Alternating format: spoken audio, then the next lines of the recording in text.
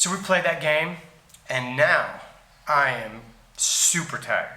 I mean, I got like cramps in my side, I'm having trouble breathing, getting some water, and like, wow, dude, and the whole time I'm like tripping on mushrooms.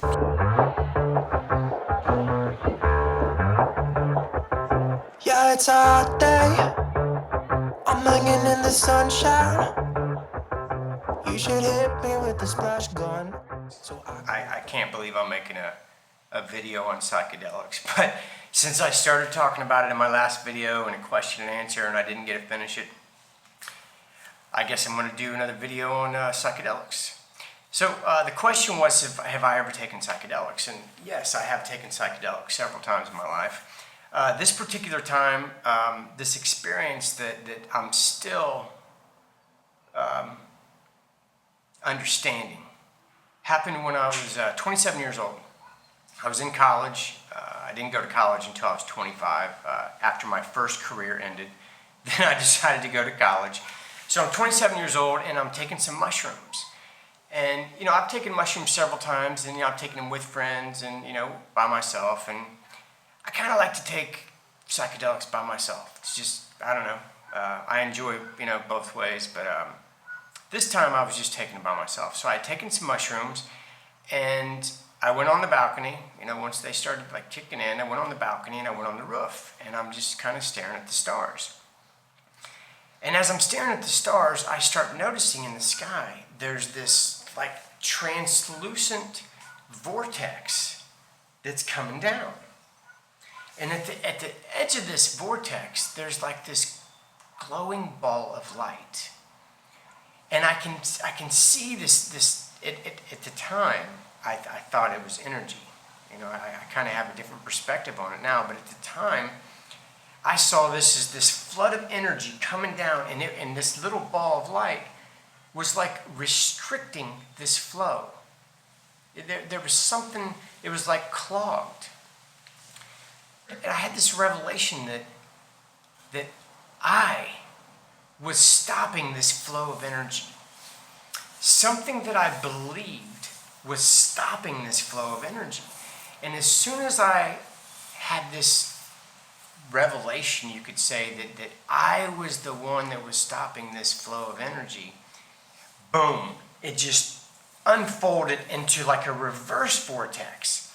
And so I'm looking at these vortexes come down, there's a glowing ball of light, and then it comes out and starts spreading out. With every cell in my body, I know that I am that ball of light. I know that that is my consciousness. That focal point is my being. And as I watch this, the bottom of the vortex starts going up and feeding back into itself.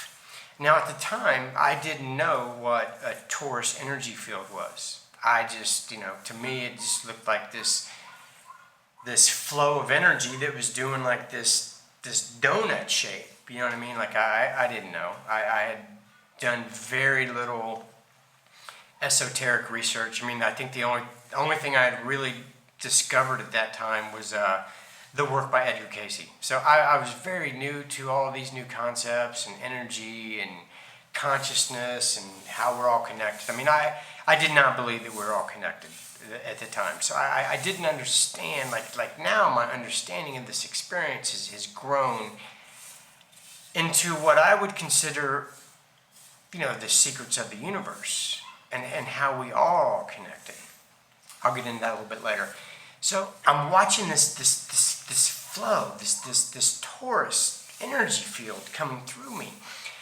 And I knew that the only thing that could stop this flow of energy and what I would consider now this flow of information, from this field of consciousness that we're living in, was me and my beliefs. And that my limiting beliefs would limit that flow. And it was only later, I think it was much later, I think it was like 2012, it was like 20 years later before I heard someone start talking about, this torus energy field. You can see it in the cross-section of an orange, the cross-section of an apple. We can see it in the dynamic nature of a tornado. We can see it in the magnetic field around the Earth, a similar magnetic field around an individual. The more information later in my life that I started discovering, I started seeing how this torus energy flow is in everything, and it's how we're actually connected with everything. And you know, one of my favorite people, I would consider him our modern day Galileo, is Nassim Haramein. He's a physicist, but he's not really a physicist. He's like this rogue, self-taught physicist. You know, many years of studies in physics, some 15 years, and you know, I did most of my studies independently because I didn't want to have to answer to anybody about the way I thought and what I wanted to think. And which is one of the reasons that I love him so much, is because, you know, I mentioned in one of my videos that, you know, if you're one step ahead of the crowd, you're considered a genius. And if you're 2 steps ahead of the crowd, you're considered a lunatic. And so that's why I always follow the lunatics, because they resonate with me the most. You know what I mean? And I remember the first time I saw Nassim Haramein, I think it was on a video or a movie called Thrive, and he was being interviewed, and he was talking about this torus energy field. Big arms of galaxies spinning around, and they have vortices that goes from the center out to the edge of the galactic halo that surrounds them. And his concept of how, you know, we're always talking about, you know, how we're all connected, and, you know, there's this field of consciousness, and this field of consciousness contains all the information in the universe. Every single thing that's ever happened is in this field of consciousness that connects us all. And the way, and so, you know, when people talk about, you know, law of attraction, no, you know, we're creating our reality. Well, yeah, we are creating our reality, but we're co-creating our reality. And I really enjoy what Nassim Haramein says on how we're creating our reality, how we're co-creating our reality. people in the spiritual world are saying, you create your reality. Okay? The part that's missing in that statement is the other part of the feedback loop. A fractal is a feedback. The other part of the feedback loop is that reality is creating you. The vacuum is defining your existence. So, because you know what? If we all created our reality independently, we would never meet. It would really suck. We'd all be alone in our own little universe we created going, where did everybody go? But that's not what's happening. You're feeding information to the vacuum, and since the vacuum connects us all, it has the information of everybody in it, and it's feeding you back an experience, right, that's in coordination with everything else. So that there's a consensus reality. So the morphogenic field, we're all connected. If we're going to move forward, we got to bring enough oomph to the system so that it can modify. Right? This is actually why I talk to people. Right? We have to move together. It is a consensus reality. And it's really important for people to understand that, because then, first of all, you take responsibility in what you're feeding the vacuum. But as well, you realize that if it's not all going exactly how you want it to go, is because you're embedded in a morphogenic field and you're interacting with all the stuff that's going on in it. You all following that? So, you know, be kind to yourself. And the more research that I've done, I mean, like at the Heart Math Institute, and they talk about this, the electromagnetic field that surrounds the body, that surrounds the heart. And when you have two people together and how our fields are communicating with each other, the fields of our heart, which spread out, several feet, they're always connecting. They're always communicating with each other. It's one thing when people, they mention things like, telepathy. Like, oh yeah, I'm telepathic. I have these, I'm an empath. We all are. Everybody has this ability for telepathy. Everybody is empathic because we're constantly, our fields are mingling. And, if you think that the thoughts that you have about someone else, if you don't think they're picking up on that, you're wrong. Every single person, I don't care how asleep you are, we're soaking in this information, these thoughts from other people. I mean, if you're sitting beside someone and in your mind you're thinking, oh my God, I cannot stand this person. If you think that they're not picking up on that, at least subconsciously, consciously they might be so asleep they're unaware of that, but subconsciously they are feeling that information. They are attuning to that information. And we're all telepathic. It's our ability to tune in to that connection we're having with another person's energy field.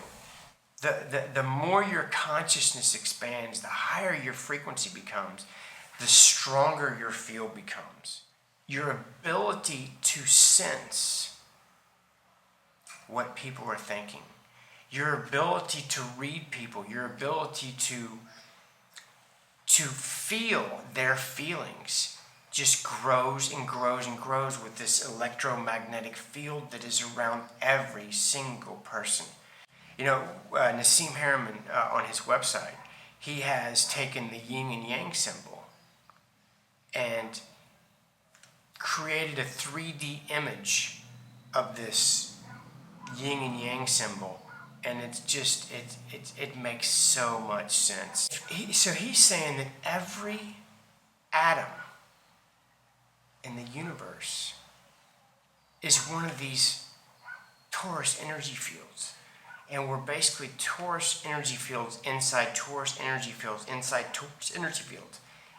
On the atom level, on the human level, on the Earth level, on the galaxy level. When you plot their size, it almost bisects perfectly this, continuous line from universal size, the size of the universe, to billions of times smaller than an atom, everything lined up, including biology, which is you. You are in that mechanism. You are part of this conduit of information of the vacuum that goes from infinitely big to infinitely small through you. And as it passes through you, it picks up your specific interpretation of the universe and feeds it to the infinity of all things, so that your participation is counted. You can go down the rabbit hole as far as you want, and this theory that he has is applicable at every level. I mean, I truly believe that this is the way our universe operates.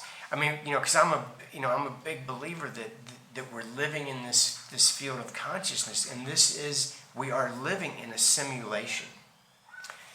And it's not like a program by some alien. We're living in this field of consciousness, and our consciousness is creating this matter. Because, as we know, there is no matter. I mean, it looks like matter. So everything you say is so solid, is so real, that you think of as your reality is actually mostly space.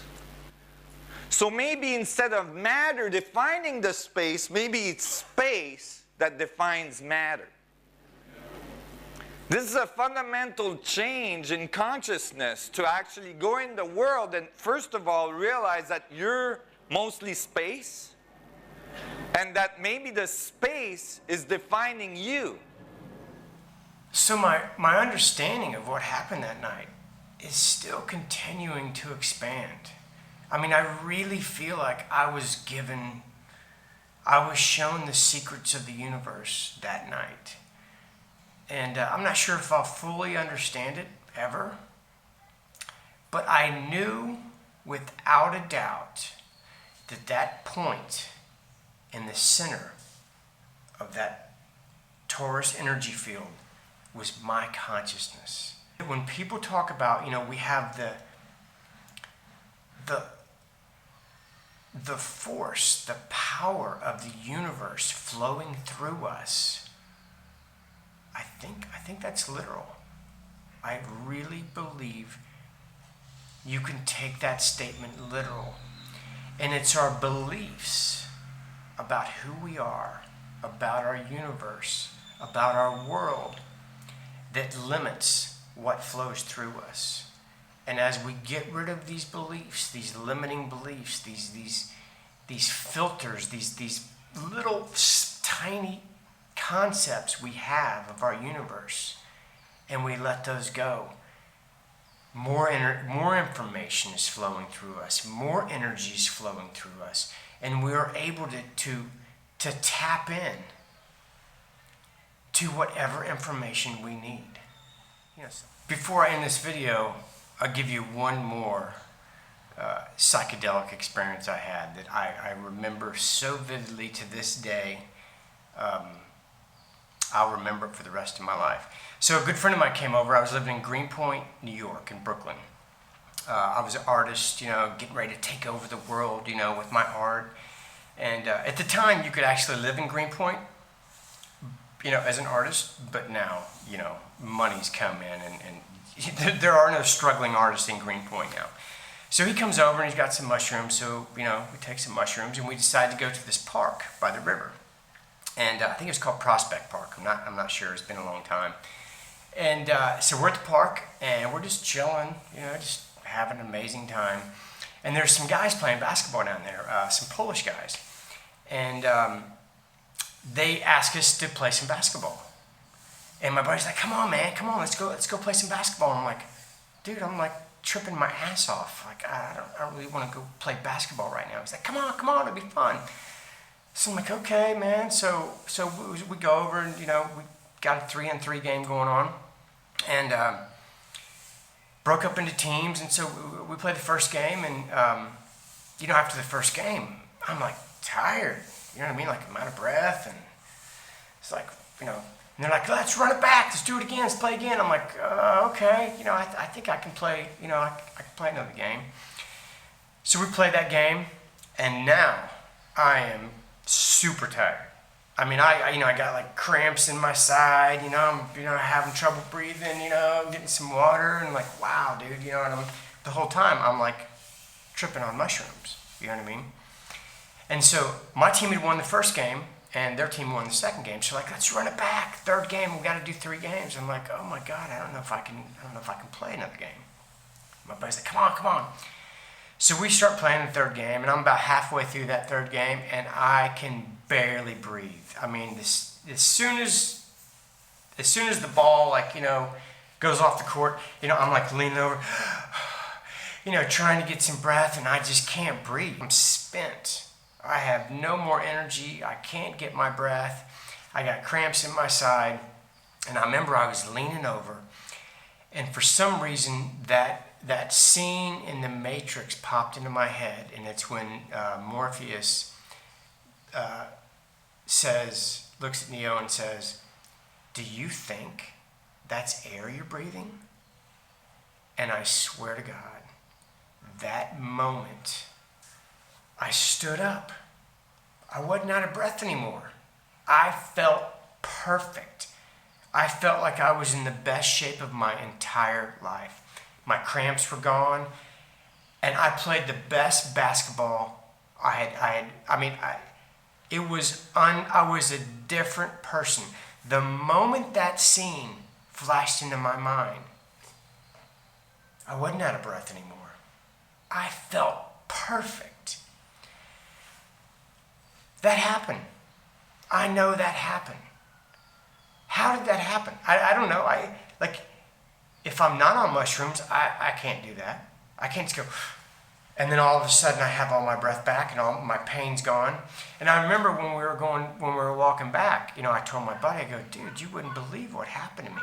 And I told him the story of how, that scene flashed in my head. And he was laughing. He wasn't taking it seriously because he was like, nah, you probably weren't out of breath. You know what I mean? Like you probably were just thinking you were out of breath. I'm like, oh yeah, I was thinking I had a big pain in my side too. Is that what's going on? But he wasn't buying the story, but that's what happened. I know that's what happened. I was out of breath. I was in complete pain. That scene flashed in my head. I was a completely different person from that moment on. So, yeah, man, those are just a couple times that I've taken psychedelics, and they've been pretty profound. I mean, it might sound, not profound, but for me, they were extremely profound. And, yeah, so I hope you enjoyed those little stories. And I'm not saying go out and take mushrooms, but I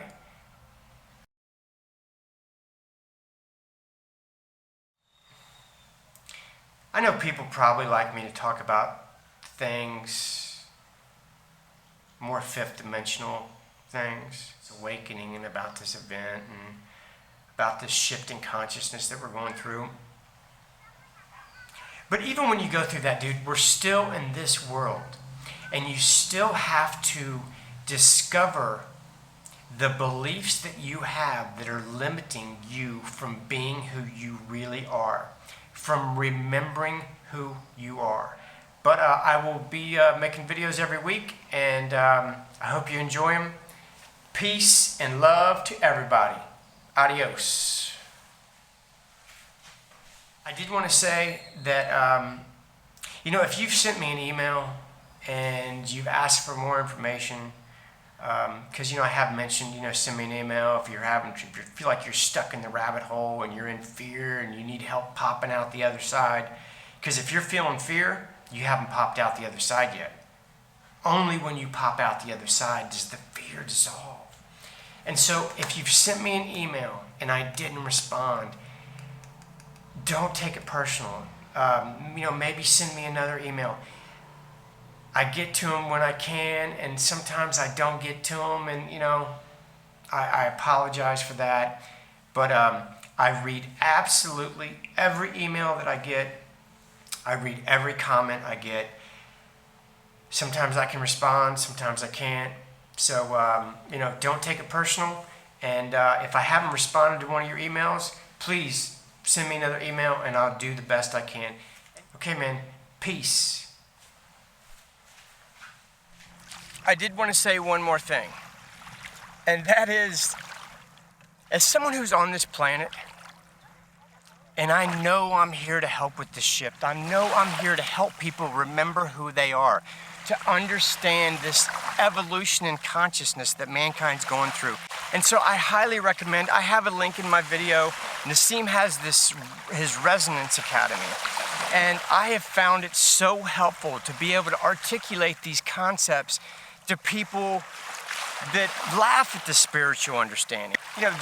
Their minds run in the channels of science. And to be able to articulate this shift using the terminology that they're used to, man, I found that I get much less resistance.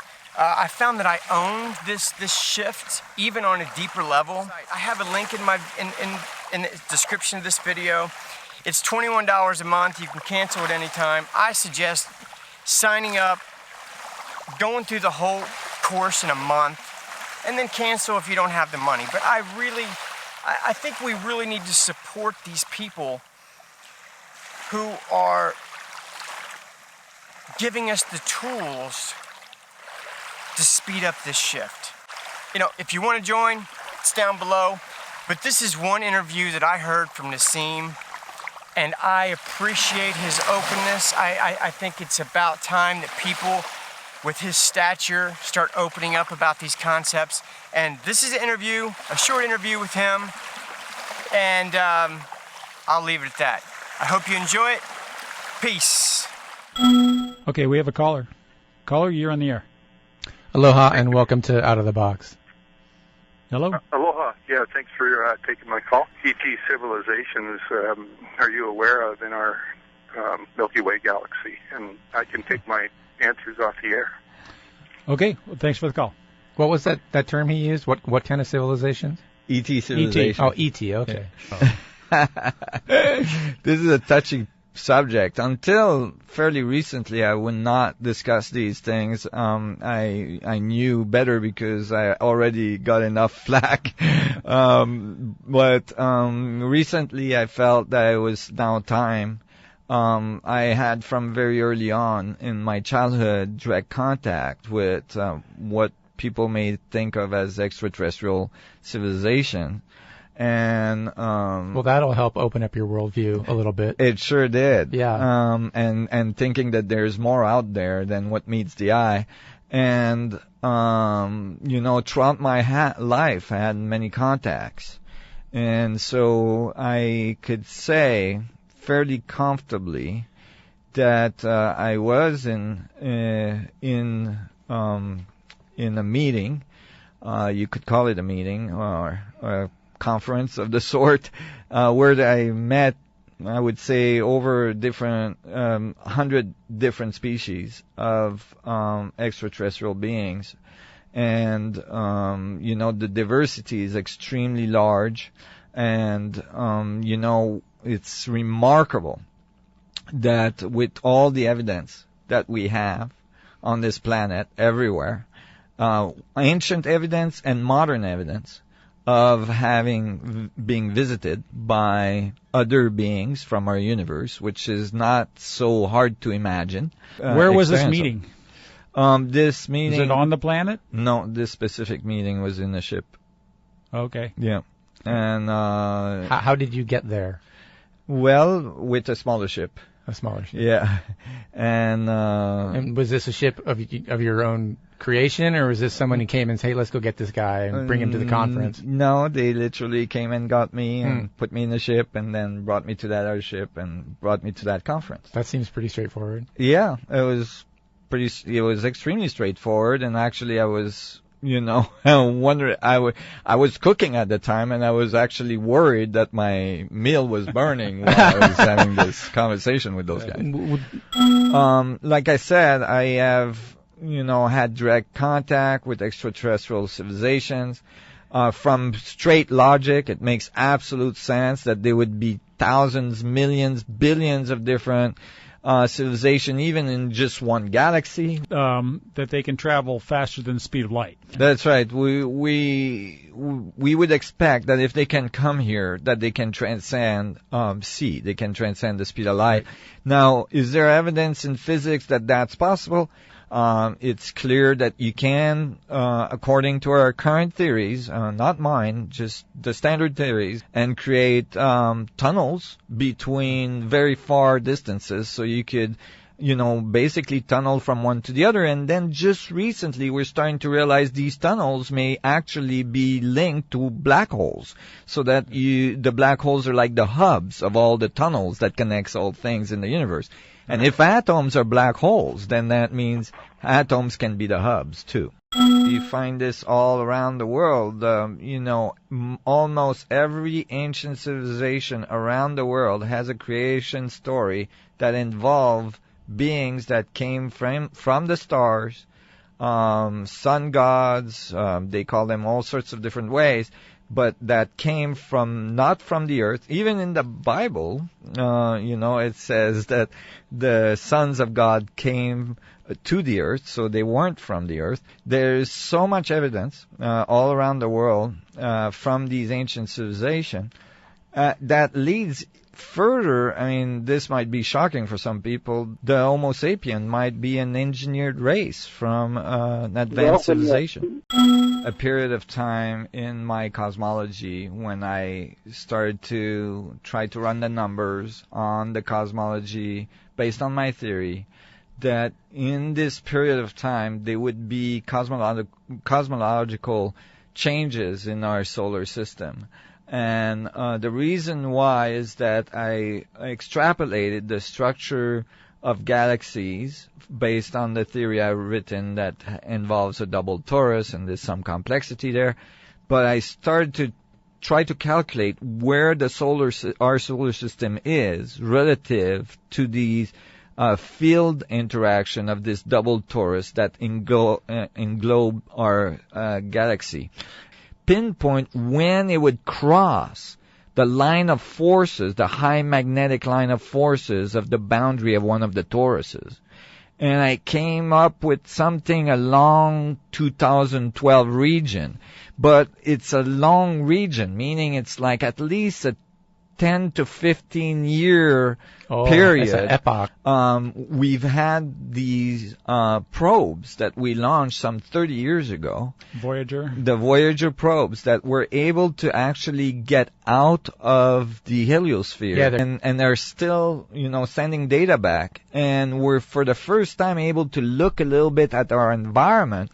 And sure enough, they discovered that we are entering in a region of denser magnetic fields. That for me is very confirming that we are in a region of space in our galaxy which will change the dynamics of our sun, the dynamics of the level of temperatures in our solar system and so on, and we're seeing evidence of that all over our solar system.